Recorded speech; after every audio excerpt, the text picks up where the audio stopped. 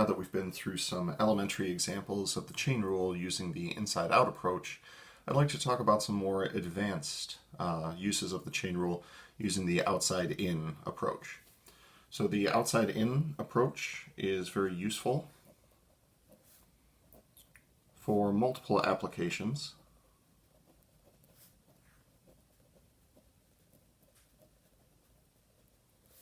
Of the chain rule. And by multiple applications of the chain rule, I mean when we have compositions of multiple functions. So we're going to start by identifying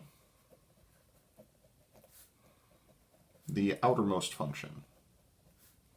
That is to say, what function is acting last as we apply these compositions. We're going to differentiate that function. Differentiate that function,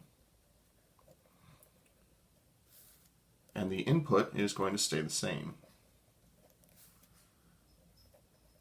Input stays the same, and as the input stays the same, we're also going to multiply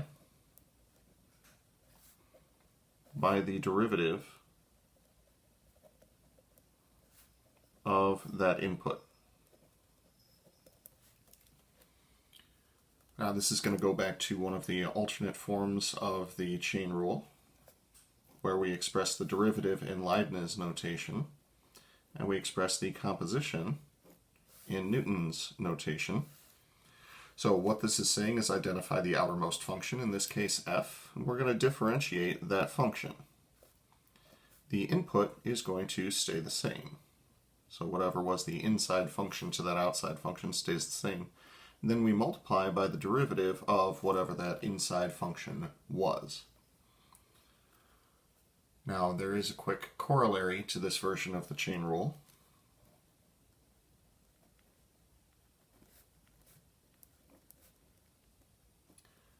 If the inner function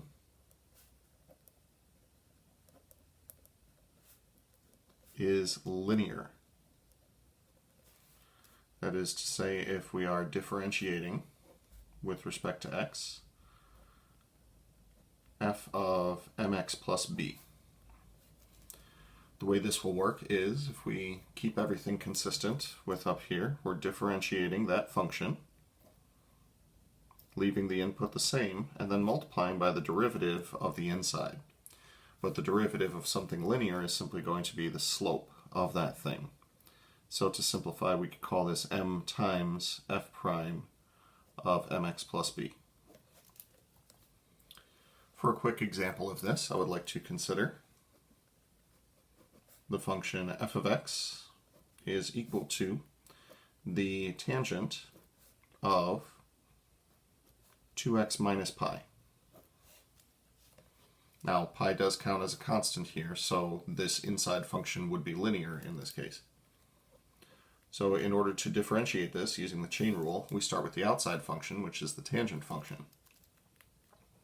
The derivative of the tangent function is the secant squared function. The input will stay the same. This will stay as 2x minus pi. And then we multiply by the derivative of the inside.